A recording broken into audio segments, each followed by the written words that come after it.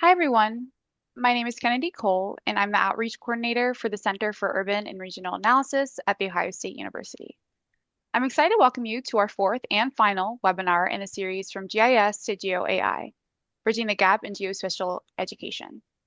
This series is co-sponsored by Cura, the Library Research Commons, and the Ohio State Geography Department. Throughout this series, educators from across the country have talked about their experiences teaching GeoAI to the next generation of geospatial professionals and have discussed what it means to be AI fluent in the context of geographic information science. Today, Dr. Trisalyn Nelson will highlight how we teach the ethical dimensions of GIS, including issues of bias, representation, privacy, and societal impact. She will also discuss why ethics has an outsized role in GIS education, research, and practice in the age of AI and GeoAI. Before I introduce Trisalyn, I want to mention a few logistical items. If you require closed captioning today, you'll find a box at the bottom of the screen labeled with CC. Click the box and select Show Subtitles. This will allow you to view subtitles during the presentation. During the webinar, feel free to submit questions at any time using the Q&A box. We will ask as many of your questions as we can in the last portion of the presentation. And if we do not get to your question, apologies in advance. Chat has been disabled, so please use the Q&A if you have any information to share with the organizers. As you may have seen on our website, this event is approved for one AICP CM credit. To claim your CM credits, log into your My APA account on the APA website and enter the event into your online CM event log. There will be a brief survey at the end of the webinar. If you have time, we encourage you to provide your feedback to improve these events. If you have any additional questions following this event, don't hesitate to email cura@osu.edu. To learn more about Cura's future events or sign up for our monthly newsletter, visit cura.osu.edu. You can learn more about the Research Commons at library.osu.edu/researchcommons and the Geography Department at geography.osu.edu. Now, I'd like to turn things over to Harvey Miller, Director of the Center for Urban and Regional Analysis, who will introduce our speaker. Okay, thank you, Kennedy, and welcome everyone back to our webinar series on GIS to GeoAI. And I'm pleased to introduce our speaker in our finale in the series today. Trisalyn Nelson is the Jack and Laura Dangermond Endowed Chair and Professor in the Department of Geography at the University of California, Santa Barbara. Prior to joining UCSB, Trisalyn was a professor and director of the School of Geographical Sciences and Urban Planning at Arizona State University. She began her faculty career as a geography professor at the University of Victoria in Canada, where she was also director of the Spatial Pattern Analysis and Research Lab. When she's not wrestling with the ethical dimensions of GIS and GeoAI, Dr. Nelson studies a variety of phenomena from spatial ecology to cities.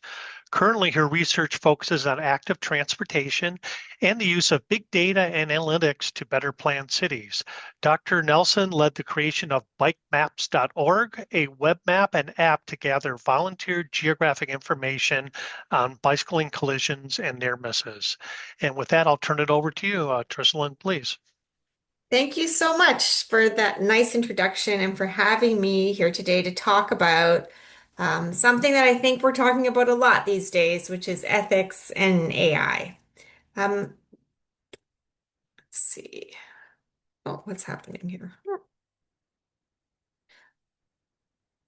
Okay, so I don't need to tell you that AI is everywhere. I don't think we can really get away from the discussion of AI and GIS. And I think it's interesting to think about how it's impacting kind of how we've thought about GIS traditionally. So if you were a student in the 90s, you probably saw a diagram that looked like this.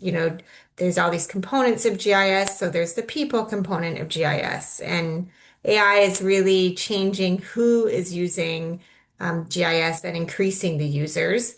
The methods and the procedures are also changing. We're seeing a lot of the techniques that we use in GIS being enhanced with AI. Something I'm going to focus a lot of my talk on today is how the data are changing. So we are seeing a lot of different kinds of geospatial data. I think some of the biggest sort of wins we've had in GIScience over the last several decades are related to the explosion of data. Hardware is changing. Often we're computing in the cloud. And our software is changing. So recently I was at the Esri UC conference in San Diego, and you certainly saw a lot of attention on mainstream software being embedded with AI assistants and tools to speed things up. So we can't get away from AI right now. Oh, there's something funny happening here with, uh, okay. Um, When I think about the impacts of AI on GIS, I think we can kind of imagine that we're having both direct impacts. So these are things like changing the way we do our analysis, more GeoAI, a lot more machine learning integrated into our work. And then we have AI agents that are helping and assisting us doing GIS tasks. So some of our work is changing. And there's also, I think, indirect impacts of AI on GIS. So this is sort of increasing access to GIS, so more people using it. GIS jobs are changing. We're hopeful that some of our repetitive tasks will be reduced. And we're seeing more diverse data sets that we are able to work with. And I kind of like to think the indirect impacts of AI on GIS, that those aren't things that we have a lot of control over as GIS researchers or professionals, whereas the direct impacts are kind of things that we need to be being more attentive to in terms of thinking about how our work is being impacted. One of those direct impacts, I think, is data. So issues around data privacy have never been more relevant than they are now. We're all walking around with cell phones that allow us to um, really collect not just us, but third-party vendors to collect a lot of data on our movement. We're seeing that training data has increasing importance because it is being used for so many things that are generating data. And then also, I think the data collection approach has changed. So we've moved towards opportunistically sampled data as opposed to systematically sampled data. So when I think about data that we use for science and even for planning our cities or other decision-making processes that we go through, we used to think, okay, what's our question? And then go out and purposefully collect data. Now we're seeing that a huge portion of the work we do in GIS is really done using data that is generated for another purpose.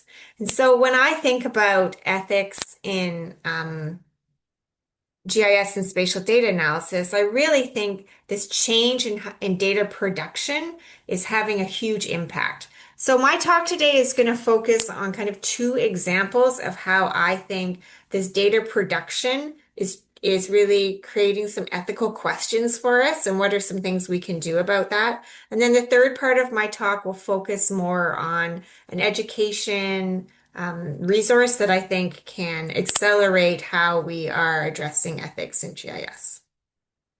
So the first study I want to talk about today, or the first kind of idea around data and ethics, is point of interest data. So Jihua Chen is a UCSB PhD candidate who's really wrestling with thinking about what are some of the challenges of using point of interest data. So if you've traveled recently, you've probably used point of interest data. It's really the data that we use to try and figure out where things are. So if you're trying to find a restaurant when you're in a new city, you're using point of interest data. And there's a number of sources of point of interest data that get used in GIS analysis. So OpenStreetMaps is the most popular. There's several that are being generated by third-party vendors, particularly in China, and often show up in academic GIS research. And the reason it's important to think about the impact of these data sets on our analysis is that the number of urban spatial analysis papers using point of interest data are really skyrocketing. So we're seeing a huge increase in publications that are utilizing these kinds of data. But when you look at the data, you see there's a huge amount of variation. So here are four different point of interest data sources, and they show very different mapping of the same phenomenon. So all the way from, lots of points to very few points. And you can also see that the time periods can change. And all of these things, I think, really cause a lot of challenges for us as we think about how we're going to do spatial analysis. And the reason is because when we think about what is the foundation of GIS, the foundation of GIS is that spatial processes are happening. And we can't necessarily see the processes happening in real time. And so we use spatial pattern as a proxy. So the point of interest data is a proxy for us to understand what processes are happening. This link between process and pattern has always been, so important and foundational to the work we do in GIS, but it's also super tricky because different processes could lead to the same pattern or a pattern could impact a process. So there's kind of loops and connections between these two things that are really challenging. When we have uncertain data or we have different representations of the same thing that could vary wildly depending on the data that you use, this link between pattern and process gets even more problematic. So I would say that the way we're generating data has the potential to add a lot of uncertainty into the work of GIS. And when you add AI on top of that, and you think about AI algorithms processing a lot of these patterns, the potential for things to be misrepresented, I think, really accelerates. But there isn't an obvious solution because validation is tricky. Often we're using opportunistically collected data or data collected for some other purpose for our GIS analysis because it is the only data available. So if we had a perfect true data set, of course we would all want to use that. But we're often using crowdsourced data or volunteer geographic information because the thing that we're looking for is not mapped in an official capacity. So it causes challenges for us. What is true? What is the best representation? Which data should we use? So Jahua's been thinking about how we can track the implications of uncertainty in POI data, point of interest data, based on how it's produced. So it goes through a series of processes from being collected. Data are collected, data are categorized or made into some kind of data that can be mapped. Those data are maintained and then they're retrieved in different ways. And so if we think about what is the potential for uncertainty at each of these phases, we can at least have a better understanding of what we're dealing with and maybe can develop some guidelines for when we should and should not use different kinds of point of interest data. So I think this is an interesting example when we think about collection of data. Our cities are complicated. It isn't like we're just walking down the street and you can, just locate one kind of business in a particular building. We've got alleys, we've got the third dimension, things are complicated. So collection of data can be challenged by a variety of complexities of our landscape, but it can also be challenged by whether or not you are a digitally active kind of business. So if you're something like a restaurant where lots of people are looking for you and going often, and maybe you're a restaurant that attracts young people who like to map these things or are more digitally active, clients, then you're going to probably have better data than if you are perhaps a lawyer that is maybe less sort of associated with digital activity. So just I think in kind of what kind of business you are, what kind of point of interest is we're dealing with, and also the complexity of the city, there's going to be a lot of variability.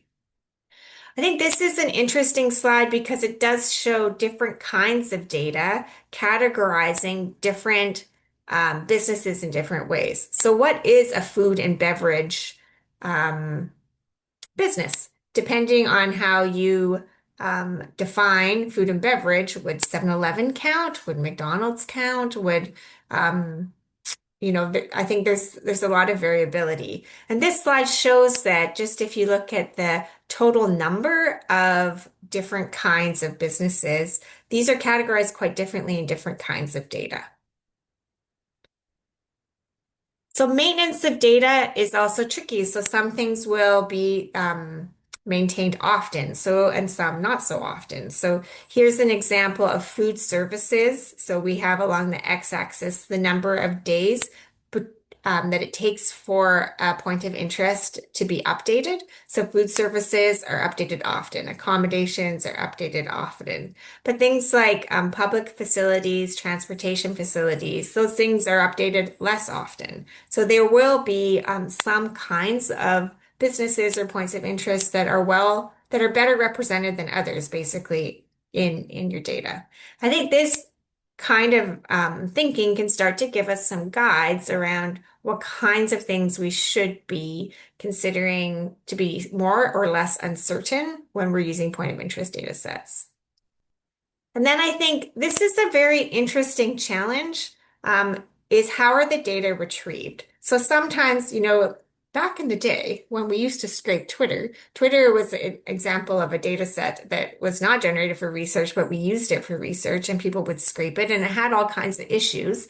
But it was being retrieved directly, so we could kind of look into some of those issues.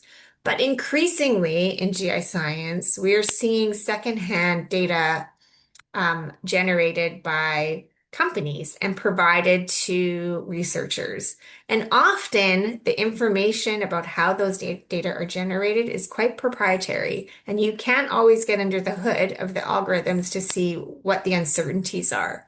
So we have certainly seen this in big cell phone data that it's used for mobility research. I study bicycles a lot, and our region bought sort of third-party modeled data on movement that was based off of cell phone data. And the region started to put out all kinds of stats and information about how bike ridership was changing. But when we looked at that data, it was very accurate for cars, but for bicyclists or pedestrians, it was very inaccurate, like an order of magnitude wrong. Like there could be 30 bicycles, but the data could say there was 300 or 3,000 bicycles. I mean, it was very incorrect. But it can be difficult to validate these data and difficult to know what you're dealing with. And so I think this is a flag that we need to kind of pay attention to in GIScience, that we need to be careful about understanding what could be the issues with secondhand data that are marketed to us as being analysis ready. So a few takeaways when we think about how our data are changing is that we should be thinking about how we can compare multiple data sets rather than trusting just one. We often are going to be dealing with a variety of data and we might not know which one is true, but we might need to think about how do we present confidence intervals around some of the work that we're doing.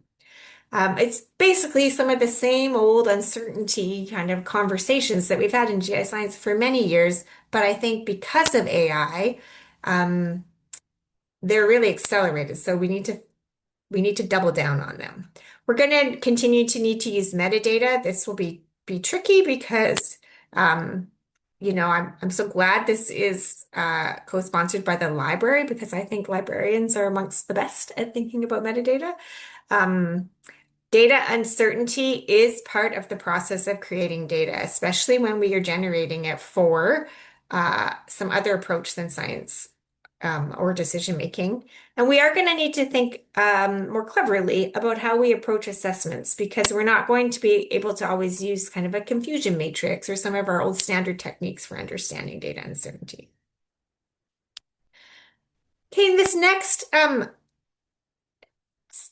portion of the talk, I think what I really want to think about is can AI be used to make our data better? If we accept that we're not going to be able to keep people from using data generated for other purposes for GIS, are there ways that AI can help us along the way?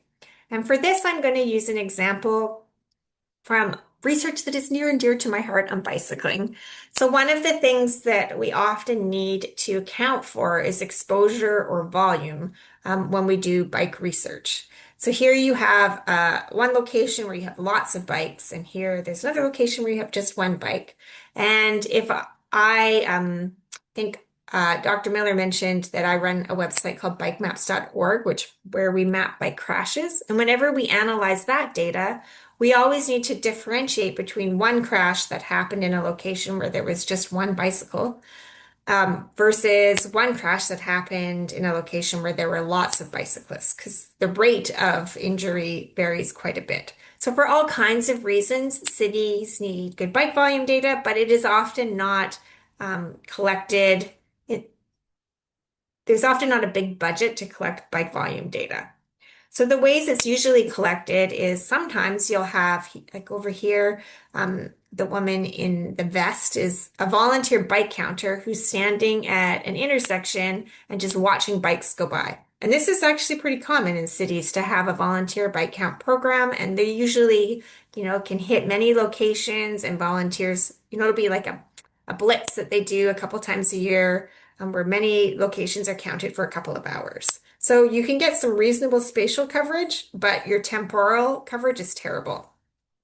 On the other end of the spectrum, we have kind of a continuous counter. So this would be where a city would install something that is permanent, and every time a rider goes by, they're counted. And these tend to have really good temporal coverage because they're continuous 24/7, but you can't afford too many of these in your city.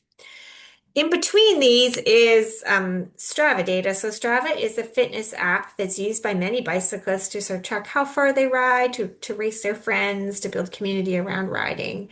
And these data are everywhere. Every single street segment, every 15 minutes, you can get a measure of how many Strava riders were riding, but it's not very representative data. So it tends to be more males that use the app. It tends to be there's gaps in terms of ages of people using the app. Children don't use it, older adults don't use it. And it is also, really people who already feel super confident on their bike and like to spend a lot of time on their bike that are using it. So it's not very representative, but my spatial brain could never let go of the idea that um, are billions of records of Strava data, whereas the official ways that we count data, there's only a few. And so my research group has spent several years thinking about how can we use machine learning techniques to integrate these two kinds of data to make a more complete data set. And it hinges on the idea that there is a relationship between Strava riders. So along the x-axis here, this is our total number of Strava riders. And along the y-axis, this is one of those continuous counters. This is from Ottawa, Canada. So the different colors represent different seasons because it snows and it's hot, and in Santa Barbara, we would not have to have different colors for different seasons, but in places that have good, strong winters, that is helpful. But you can see that there is, a reasonable relationship. And it turns out that the slope of that line can be represented by different kinds of geographies. So the bigger the circle here, the more basically that when you're close to one, Strava represents nearly all your riders. But as you get more bikes showing on this map, it means that Strava is missing a bigger portion of the riders. And it tends to be, if you are in a residential area where people are going back and forth to school on their bikes, Strava misses a lot of riders. If you're on a big hill that has vistas that a recreational rider would want to ride up for fitness, Strava captures most of your riders. So we found using variables like income, safety, slope, um, and Strava ridership, we could come up with reasonable estimates of the total number of riders. And it matters because here is in the A panel, this is a map of bike crashes. In the B panel, this is a map of kind of a heat map of Strava riders. And the C panel is the ratio of riders per divided by exposure. So you can see the hot spots that look problematic change depending on whether or not you have exposure mapped. And and you can only do something like this if you have exposure mapped continuously, which you do need something like Strava to do. So here in A, we're really picking up on locations where you have lots of bikes and so possibly lots of crashes. And C is where the crash rates are high. So it may be a better indicator of where you have an infrastructure failure that could benefit. Um, this is just to show that our prediction accuracies were quite good. We did this analysis in 5 different cities, and we did this in order. We had kind of been looking at how you could bias correct Strava in one city or another city, and then we realized like, well, we don't want to keep doing this for one city or the other city. We just want a model that would work broadly for all of North America. So we actually, I had my research team at the time, we had a meeting, and I said, everybody go away and do some Googling and find a city that has good training data that's done a good count program. And we'll use those cities to generate a generalized model of ridership. So we did that.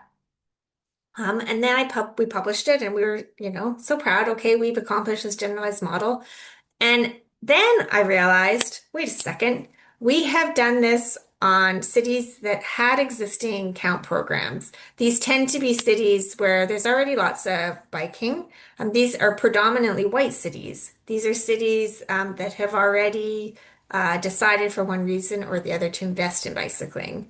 And so what I feel like when we think about ethics in GIS, this was a humbling moment when I realized, like, actually, I developed a racist model, a model that only predicted, that was only sort of tried and tested on places that are already privileged to be sort of pro-biking. So we ended up partnering with EcoCounter. They gave us some funding and also Strava, and we um, worked with Oakland, which is one of our most racially diverse cities in California, to collect the data and collect training data. This was a huge amount of work. It took a long time because we don't live there, so we needed to find someone who could put out counters for us. The city staff were really like stretched thin and didn't have a lot of capacity to be able to do that. Um, it was really kind of a reminder to me about how when we use data that are opportunistic, we do need to put some extra guardrails in place to think about who we could be missing, who is not contributing data, who, the whole point of the project was to make data more inclusive, and yet we had this big blind spot. It was also kind of a reminder about who's on our teams matter. We had a combination of white students and international students really on this project. And if we had have had students from more racially diverse cities, this might have been flagged sooner. So I think I share this as sort of an example of how, we can get it wrong and how we have to keep working, I think, to do better. So a takeaway, though, is that I think there are opportunities to think about how we can take data that we have and make it better using GeoAI. It's just that, how do we, I think it just takes time to do it, and it takes time to do it well. And it might mean needing to incorporate some additional data. So we should, I think, be thinking how can we do data collection in a scientific way to improve some of the big data that are out there or the data that are opportunistically collected. And when we do that, I think our studies will improve, but they will also take more time. And I think that's probably okay, but we have to be prepared for some of those trade-offs. Okay, so if we have all of these issues and challenges coming our way, and I've really just scratched the surface talking about, one particular issue that I think about a lot, which is how our data represented and how those representations could be sort of failing um, the research process in GIScience. But, I mentioned at the beginning, there's lots of other ones. There's issues with privacy, there's issues with participation, there's just lots of issues. So how do we prepare ourselves and students for a future in which AI and GIScience are colliding to create new opportunities, but also a lot more opportunity to have ethical failures? So I want to introduce a project that we've been working on called the UCSB Guide to the Geographic Approach. This is a free and open source curriculum that anyone in the world can take and use in any way they'd like to help teach GIS. It has been a community effort to develop sort of what are the core concepts that need to be taught, as well as what are the right applications to be focused on. And it has already been adopted and has been used in over 50 institutions throughout the world, from K to 12 to through to university. So we're proud of the impact it's having, but we also um, hope that that other people will continue to pick it up and use it and contribute. And I think one of the interesting things about the guide is, so this really started because in the 90s there was an original curriculum developed for GIS, and a lot of people, including myself, have still been teaching GIS in the same way that we learned it. And because it is a little bit, it's quite, well, I will say, after having worked on this project for 2 years, it is quite difficult and time consuming to think about what are the new things we should be teaching and what are the new ways we should be teaching. And the speed at which we need to be adding new material into our GIS classes has really accelerated. There's three things I think that the guide to the geographic approach really hinges on. And one is that we've spent a lot of time thinking about evolving spatial competencies. So trying to balance core principles with emerging technologies. We've also spent a lot of time thinking about how to teach applied problems. So the curriculum that we're providing here is pretty introductory. And rather than starting with what is a vector, what is a raster, we're thinking about what are the common workflows that you need to be able to do in GIS, and how can we tie them to good example problems that allow people to understand sort of those workflows. And then the last thing, and really the point I want to talk about today, is that every single lesson that we develop has an ethical component. So GIS used to be criticized for having um, ethics often missing from curriculum or tacked to the final lecture would be like, okay, now that we've taught you all you need to know about GIS, we're gonna add in some ethics. But rather than adding in ethics at the end, we're folding in ethics throughout the entire curriculum. So there are over 20 modules that you can look at. If you're sitting at your computer right now, you can just go to the UCSB Guide to the Geographic Approach and click on the Module tab.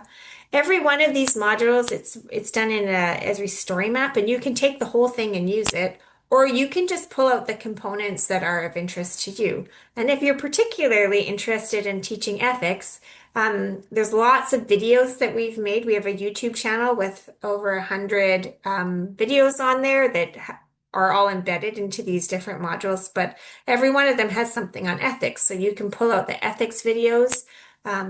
You could pull out just the lab exercises. You could pull out just the front end workflows, whatever you want to use. We've tried to make it so you can use the whole thing, or you can just take the parts that are useful to you. And one of the tools that's coming is a better search tool for sort of navigating through all the different components that are in there. So with the ethics integration, we really wanted people to have a good foundation about, what we should be thinking about in terms of ethics. And we've leaned on a lot of resources that were already out there. That existed to sort of guide the profession. Every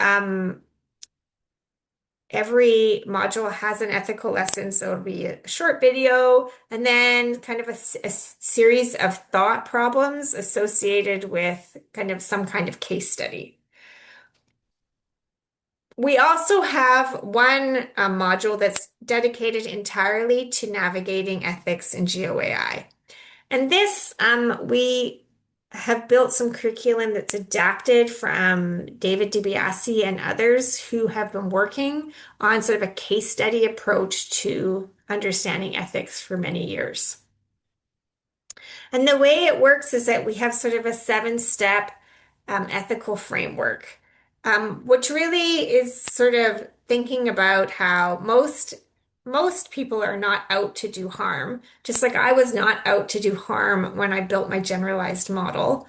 But it can sneak up on you. And so, what is a seven-step process that we can go through to help people think through issues before they occur? So we start out with some kind of ethical dilemma. So we write a scenario, there's a practitioner, they're in a sticky situation or have a challenge that they have to deal with.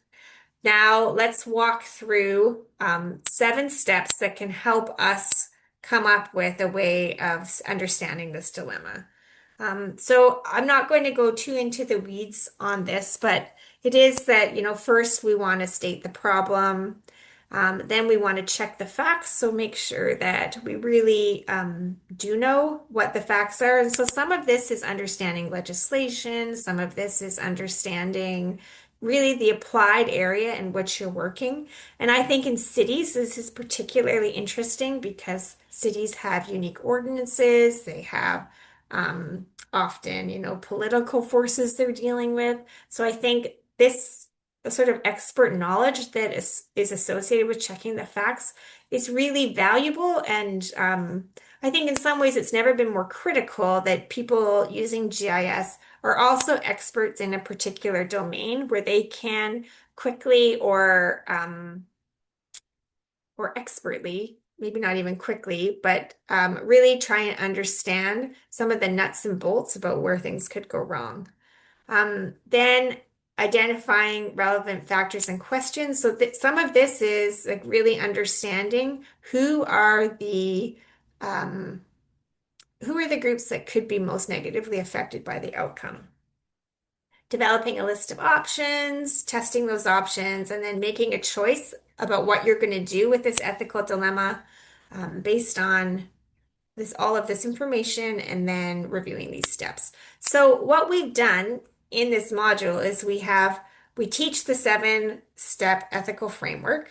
Then we provide a lot of different case studies. So I think there's three built into the module, but we have a bunch of extra ones too that people could pull up. We tried to hit a range of different kinds of topics, environmental, urban, etc., that people can work through. And then also we would encourage instructors to make their own case studies and to apply this in a way that works for them. With each of the example case studies that we have also like a template of the ethical framework, which we've filled in to sort of see what a potential solution could be for students. So case study approaches are not a panacea. They can be overly simplistic. You can read them and have a good sense of what you ought to do because they lack emotional charge. I think when you are in these situations and you are actually, pulled between losing your job and making an ethical choice, these are much more charged and difficult situations. But I think it is still helpful to, at the earliest stages of your GIS education, think through what some of these ethical dilemmas could be so you can intervene on them early. And I also think in some ways, we are at an early stage of understanding all the ethical dilemmas we're going to face, especially with AI. And so, like, one of the things we need to be prepared for is to continue to evolve the way that we teach ethics, the way we think about it, and the work that we do around it.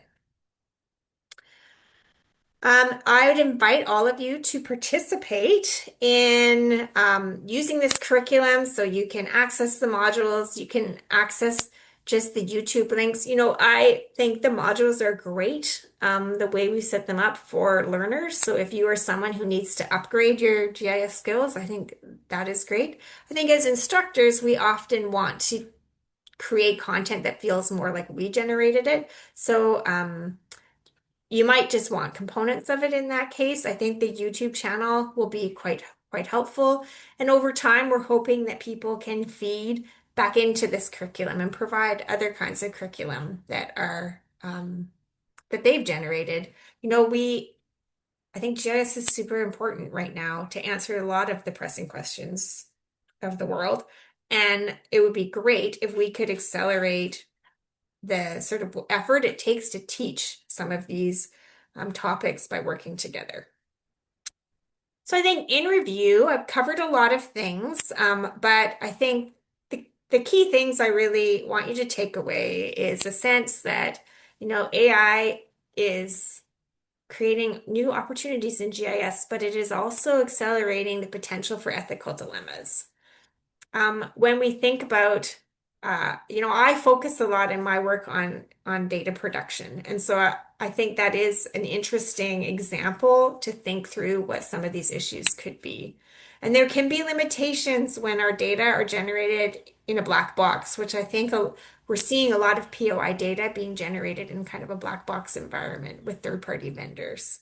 But it's not all bad news because if we're very thoughtful and we take time, we can use AI tools, GeoAI in particular, to make some of our spatial data sets more complete. So I think that is an opportunity to use AI to improve how we're doing things. And in GIS, ethical education is a critical response to what we're facing in terms of AI challenges. And I hope that some of the tools that we're working to provide can be useful for accelerating your own learning and teaching. I think, at the end of the day, there's lots of things we could say about this moment that we're at with GIScience and AI, but I think I really want to highlight or focus on the last point of this slide, which is that we do need to bring humility to these discussions. If a reviewer had have told me I was generating a racist model when I published that generalized paper, I think I would have been quite offended at that moment in time. But my thinking has changed a lot, where I do feel more gratitude to people who will speak up and point out where we're having these issues. And I think being willing to speak up, but also being open to that kind of feedback is going to be really critical for us to do a good job with the work that we're doing in this next phase. This is not just my work, this is work of a large team, and these are some of the key contributors who I want to highlight and thank. And with that, I think I am ready to have more of a discussion. Okay, thank you very much, Dr. Nelson. Very interesting discussion illustrating both research and, of course, these educational efforts you're making. So let's start that discussion. I want to remind the audience that put your questions in the Q&A box. We have one already, but let's generate a few more. And in the meantime, I'm going to ask some questions as the moderator, if you don't mind. And I have a lot of questions. We could You be here always for a have while, great but questions. I know you, as I was talking, I was like, oh, Harvey's going to get me on this one. okay. I don't mean to be that adversarial, No, no, I don't. but let me let me start off with one question. I didn't mean this as a gotcha question now that you brought that up, but I really am curious about this. How do you define GeoAI? Gosh, I think what I think GeoAI is evolving quickly. So I think for many years, GeoAI was really just the integration of machine learning and GIS. But I do think it's advancing beyond that now. I think whenever we are incorporating spatial elements in with our AI, that's really what we want to be doing when we think of GeoAI. Okay. And related to that, and thinking about your curriculum development, when I was listening to you, I was trying to think about these ethical considerations you brought up, and I understand that AI is accelerating all these things, but I was trying to parse out what are these ethical considerations that are related directly to GeoAI versus just GI science in general. So can you comment on that? I'm trying to see what, besides the acceleration and the increasing pace of our research and analysis, what are there ones that are particular to GeoAI that are distinct from GI science? Yeah, I think, um,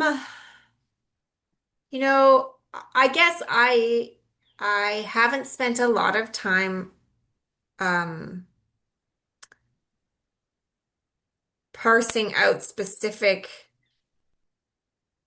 GeoAI thing or AI components because I do think it it's complicated. Like it's Hmm. sticky and I don't really know that it matters to me so much as that we are thinking about ethics across all of the things that we do. So, I think there's some things like training data.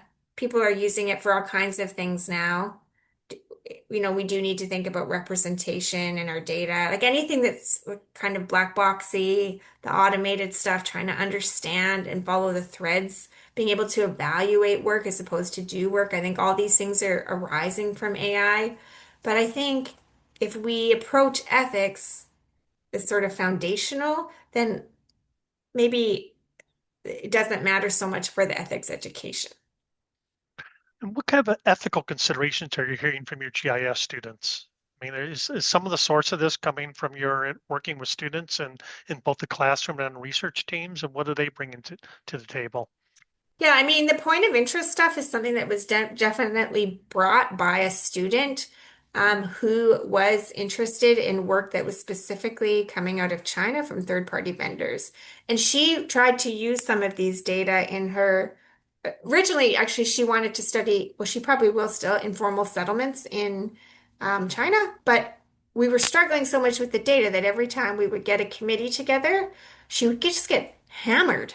Well, what does this data mean? How do you know it's accurate? Where's the uncertainty? What is the timeliness of this data? And she realized that in order to get to the work she wanted to do, she had to back it up and really understand that data. And so I think it is in the research process more of these things when we get, groups of academics together and then we start to chew on where the issues could be. And sometimes we have to halt our research because we realize like we have a critical issue that is kind of an ethical nature or an uncertainty nature at least that needs to be addressed before we can proceed. Okay, and related to that, what type of feedback are you getting on your guide's ethical lessons from students and other instructors? I think people are so hungry for any kind of resource that we are, yeah, there's a lot of appetite for it. I'd say that's the overwhelming thing. We're trying to catch up, I think, in terms of teaching ethics um, throughout. Mhm. We've partnered with Aisha Jenkins, who works with GIS North Star, which is a organization for Black GIS professionals on the ethical lessons. And she has been fantastic, both at, helping us create content and then also pointing out like there are some limitations to this content. So in the sort of GeoAI and ethics 7-step framework module, we actually have a letter from her that we publish, which is sort of like, okay, we're doing what we can, but it's still really not good enough. And so I think that is a really interesting thing to look at. And based on this development, what is one piece of advice that you would give to GIS instructors and also GIS students in the audience today? If you had to give them one message from what you've done so far, or maybe Hmm. two messages because there's two different audiences. Um, well, maybe it's actually the same message to both that it's okay to slow down a little bit and make sure that we get it right. I think we do have, and I can be just as I can do this just as much as anyone. A new data set comes by, and you see the huge amount of data and all those beautiful points or lines or polygons, and they sparkle for you because you're just so excited to get in there and do the analysis. And it's such an understandable feeling. But slow down and back it up and really understand with what are you dealing with and is it useful? Or is what you're doing useful? I think with so many issues in the world, there's a lot of useful work to be done, and geographers are amongst the most useful in terms of our training. And so I would really love to see people really thinking through the work that they're doing and making sure it's useful. Well, one last question before I turn it over to Kennedy for audience questions, but it's related to what you just said about slowing down, taking a breath, taking a beat, and thinking about what we're doing. We have a lot of practitioners usually in our audience. So I'm wondering, how do practitioners use this 7-step ethical framework when they're often under, they're moving in fast-moving operational environments with lots of time pressures? Yeah, I think our practitioners are some of the most important partners that we have in making sure that our work is ethical. I certainly know that, like in the city of Santa Barbara, the folks I work with there, um, they can look at a map and quickly tell me whether or not I am on the right or the wrong path in terms of what I'm doing, or is the messaging how's it gonna land?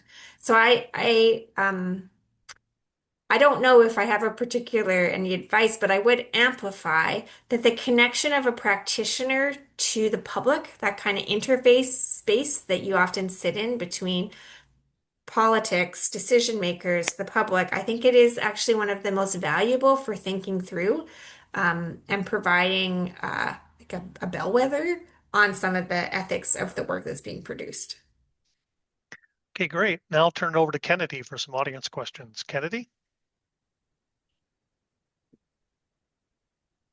Thanks, Harvey. And thank you, Dr. Nelson, for the really informative presentation. We do have a few questions in the Q&A. Um, Someone asked, you mentioned the black box issue with GeoAI. You also mentioned updating how we are teaching GIS. For example, what is vector and raster versus using real world examples when developing your GIS curriculum. Did you find there was any concern about creating a black box situation for GIS? For example, someone who may have learned how to run the tools for an analysis without knowing what it is doing. This is always a problem. It's kind of like as the discipline has more success, then you also have this bigger issue. So I think if the analogy is maybe statistics. So statistics, once you could do it in software, lots of people started doing it, and then they started making lots more mistakes. So inappropriate assumptions, but still producing results. And I think the success of GIS, and the ease at which you can use some of the software now does create a challenge where people could be doing things wrong. And I see this all the time in terms of actually hotspot analysis. If someone's running something like a kernel density estimator and they use the wrong bandwidth, then you can get a totally weird looking map that doesn't mean anything. Um, so I think one of the roles for GIS education is sort of getting this information into people's hands so that they can use the software more appropriately. And that is one of the reasons I like the work that we're doing in the guide, is because it is free and open source so anyone can use it. That doesn't fix the problem of somebody putting in the wrong parameters when they're button clicking through a GIS software. I think perhaps some of the AI assistants that are being generated can provide people a little bit more context as they're going through. I think like I am not a very patient person, so I often want information right at the spot that I need to understand that. And so I think this is where like maybe some AI assistants could be helpful, but it is going to be an ongoing challenge for GIS. Is with more people using it, more people are going to make mistakes with it. And so yeah, the other thing I think is, as we teach people about it, even if you never want to open up a GIS software, you never want to look at a shapefile, we do need to do more to teach kind of our communities about how to interpret what's on a map and when to know when something looks fishy. because a lot of our work, I think, in an AI era is going to be kind of as the checker. We are going to be the checker of the AI, of what the AI produced, and we need to be able to be thoughtful about that. Great, thank you. We have another question. Someone asked, given the pitfalls of generating biased data results using BGI versus systematically collected data, and the role of community stakeholder input as early as possible in the research process as a solution, can you describe the ways in which your institution supports community engaged research? Yeah, I think at the Spatial Center, our strategy is GIS for Spatial Data Science for a Better World. And so we're really interested in working with partners from the outset. And a number of our projects have sort of question building with partners as the first step. So I think it is, I'm not sure if it is institutional so much as it is like the collection of faculty that are working in the Spatial Center are sort of committed to this kind of work. And we value working with partners and yeah, having that input in our work. So I work a lot with city staff or like the regional transportation staff. My colleague, Dr. Fraser, who does a lot of ecology work in Columbia, she works directly with the folks that are managing the parks there to figure out what their questions are and does a lot of co-design around the research questions. So, I think as universities are facing a time when we um, need to be making sure that the work that we're doing lands well with the people that are paying for the work. I think there is a growing kind of interest in building those partnerships. So, I mean, institutions can support it, but it works, I think, best when you do it person to person. That's great. Thank you. Okay, we have one more question. I'm not sure if you'll be able to answer this one, but someone asked, does the issue with detecting types of mobility have anything to do with how often my phone misclassifies my bike commute as driving? They said, I bet they do resell that data, but I'm not sure what the pipeline is like. Yeah, I think probably yes. There are a lot of third-party vendors selling mobility data, which is, they take data from your cell phones, they classify it up, and then they sell it as an information product. If you think about the number of people driving versus the number of people on bikes, like the sample size is just so much bigger that the algorithms work better. But also, classifying a bike trip is hard because if you're me, you might look like a pedestrian. If you're Harvey, you might look like a car because of the different speeds that we go. If you're in an area with lots of stoplights, you might look like a bus because you're stopping all the time. So I do think just using space-time patterns of movement it's very hard. And I understand, though I do not know what's going on under the hood, that, operations like Google are using a lot more information than just space-time patterns of the trajectories when they're starting to classify these things more accurately. Most of those things we wouldn't have access to as researchers. So I think it is like a very tricky problem to solve, is how you classify a bike and a pedestrian. Yeah. All right. I don't see any more questions in the Q&A. I don't know if we only have 2 minutes, so unless Harvey has a really quick question, but thank you so much for the excellent presentation. No, thank you very much, Trisalyn. Thank you for that excellent presentation, and thanks for endorsing my cycling ability. But I assure you I'm not that fast, at least not anymore. But this concludes our series on GIS to GeoAI in education. And thank you for just a wonderful finale for this series, Trisalyn. Thanks for having me. What a pleasure. Our next series will start in the fall, and this will be the theme will be healthy neighborhoods, how place planning and policy can shape health outcomes. In this series, we will explore how neighborhoods and the built environment influence health across communities. And this will be co-sponsored by us, CURA, the Center for Urban and Regional Analysis, the Ohio State University Comprehensive Cancer Center, and Nationwide Children's Hospital of Columbus. The first event will take place on Friday, September 18th from 12 to 1 p.m. Eastern Time. And our speaker will be Dr. Stephen Moga from Smith College, and he'll give a talk on urban lowlands, nature, and health in city planning history. And we hope to see you there. Thank you all of you for joining us today and joining us this summer, and have a good weekend and take care out there. Thank you.